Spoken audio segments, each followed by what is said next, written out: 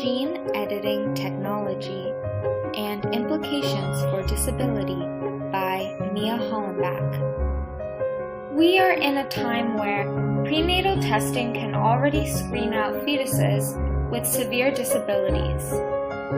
In 2015, the UK approved mitochondrial DNA replacement procedures for conditions with mutations in that part of the genome.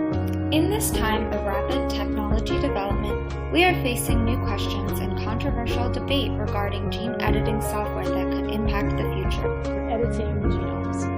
It's called CRISPR-Cas9. The CRISPR technology allows scientists to make changes to the DNA in cells that could allow us to cure genetic disease.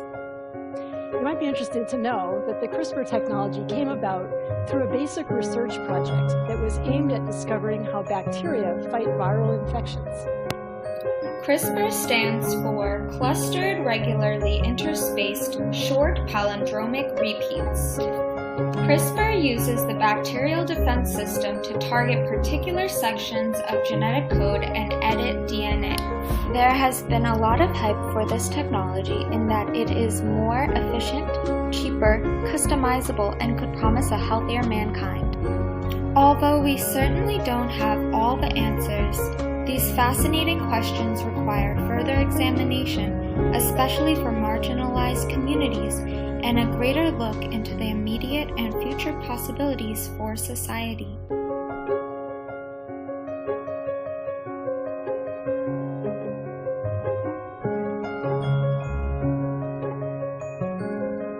As incredible as this new technology is this a slippery slope?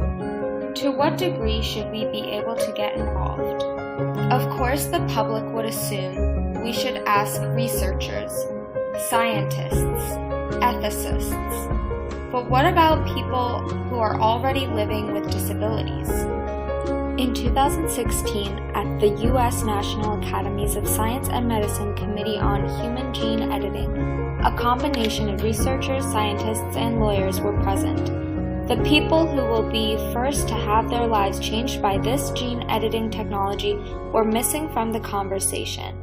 How can we overlook the very community that will be affected? After researching the disability community's perspective, a conflicted set of views arise.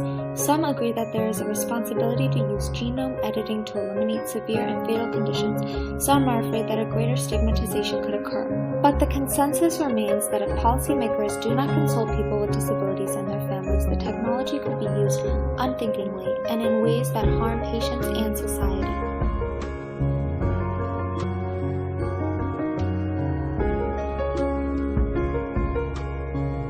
Eugenics can be defined as the science of improving a human population to increase the occurrence of desirable, heritable characteristics.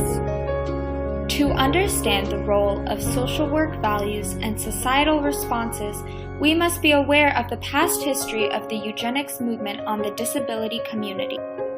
The eugenics movement emerged as a notorious social force in America following Mendel's law of inheritance, based mainly on the work of England's Sir Francis Galton.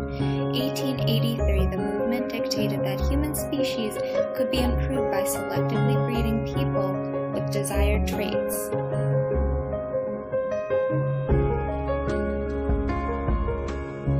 In the U.S., the early eugenics movement was linked to the treatment and management of those who were established as feeble-minded. After the turn of the century, the creation of the IQ test allowed for the systematic diagnosis of the feeble-minded in society.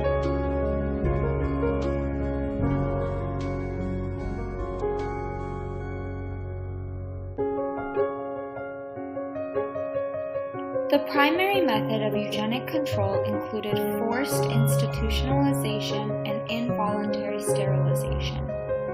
Buck versus Bell, the major eugenic legal triumph of the time, was decided on 1929 with the Supreme Court decision allowing for involuntary sterilization of the intellectually disabled. The court's judgment was widely seen as validation of negative eugenics, and still today the court has never expressively overturned the decision. The eugenics movement also targeted women, minorities, and individuals with lower socioeconomic status. With innovations like CRISPR, historical eugenics is frequently evoked. Some disability rights activists say it could be a form of cultural or minority group genocide. Progress in our ability to change human DNA will not only affect those at risk of genetic disorders, women and disabled people are likely to be disproportionately affected, and people living in poorer countries who are at the greatest risk of disease could miss out on the benefits.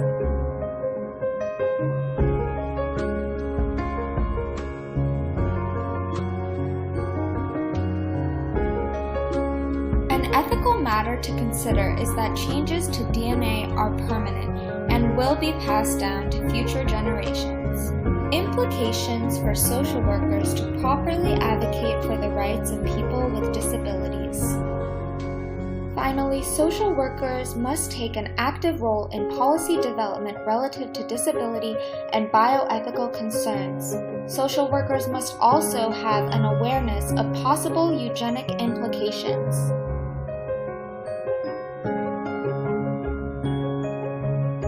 So if we could, would we really want to be able to edit out disability from our future populations?